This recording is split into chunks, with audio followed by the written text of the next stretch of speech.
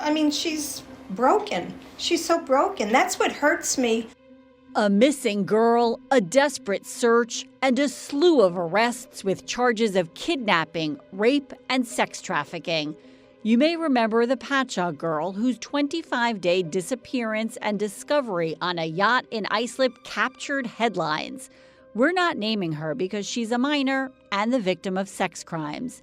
Newsday has uncovered more disturbing details of what happened to her 7 months before she ran away from her home on Long Island. Her family had sent her 1,300 miles away to a drug treatment center in St. Cloud, Minnesota. They were desperate to get her help. She was denied a lot of places. Her age was an issue. Her addiction was an issue. The few places that were locked denied her because she had too much trauma, right? Too much trauma. At 14, she had already run away from home multiple times. She was using crack cocaine. She had been raped by older men. The stay in St. Cloud was supposed to change her life. It did, but not in the way her family had hoped, highlighting the sad reality that people anywhere will capitalize on a victim's vulnerabilities.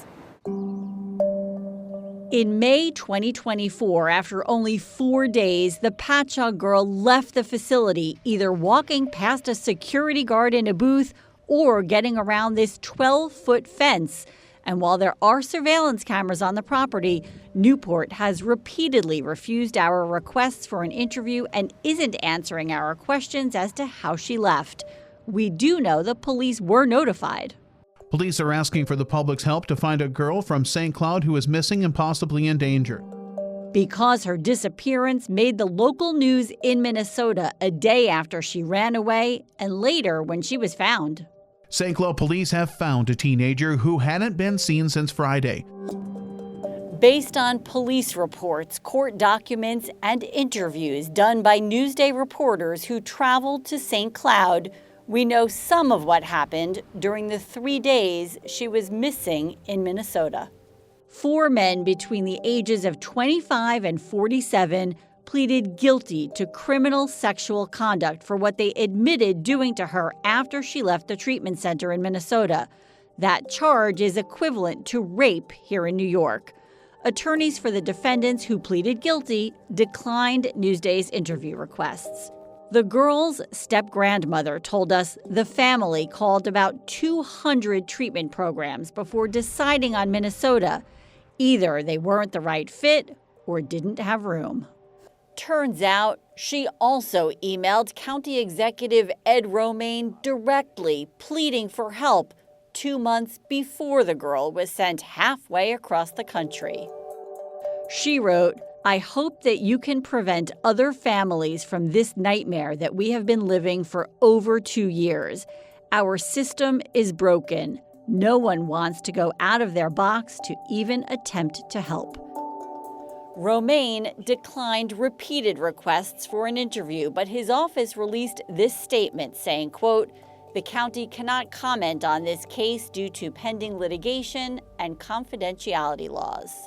The girl's step-grandmother even showed up to a legislative committee meeting in April 2024 with the probation officer working on the girl's case. She wrote this letter about everything that has happened to her granddaughter. She has given me permission to give you this letter. The struggle to find help quickly can be, for many families, the difference between life and death. So it was a year of me trying to save her, and what's so terrifying is I could have lost her at any point in time. A few years ago, Susan Hennigan was also desperately trying to find substance abuse treatment for her 16-year-old daughter. We're protecting the teen's identity because she's a minor, but she did give her mom permission to share their story with us. Susan says her daughter started using marijuana at 14, a freshman in high school, as a way of coping with mental illness. She says it quickly spiraled out of control and could have ended tragically with a suicide attempt. I really had to wait until almost the point of no return for somebody to listen. That's not a surprise to John Venza, VP for Residential Services for Outreach House. It's a treatment program for teens 12 to 18 that provides substance abuse and mental health counseling along with intensive family therapy. The systems that are out there are not necessarily as kind as they could be to parents. Parents are very often left on an island. It's a really frightening, scary place. So many parents are trying to do the correct thing. Mom says the school district didn't help. Other programs didn't work. She did what she could, but it just wasn't enough. They ended up in family court and were connected to a residential treatment program for teens on Long Island. Susan's daughter is still in treatment. She says doing well and excited to eventually go home. I have my daughter back. I could have sworn I lost her.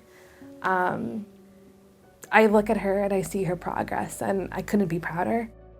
The girl from Patchogue is also still supposed to be getting help on Long Island. Many of the questions about what happened to her in Minnesota remain unanswered. Getting anyone to talk was difficult. Again, there was no response from Newport, the treatment center she escaped from. So we reached out to the Minnesota Department of Human Services, which licenses and oversees the Newport Academy, about the girl's case and disappearance.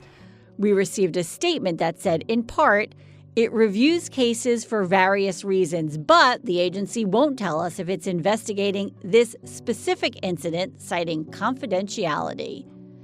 Newsday's reporting focused on this one case, this teenage girl from Patchogue caught up in an endless cycle of addiction and sexual abuse. The question remains, how many other young teens lead a life that is unprotected?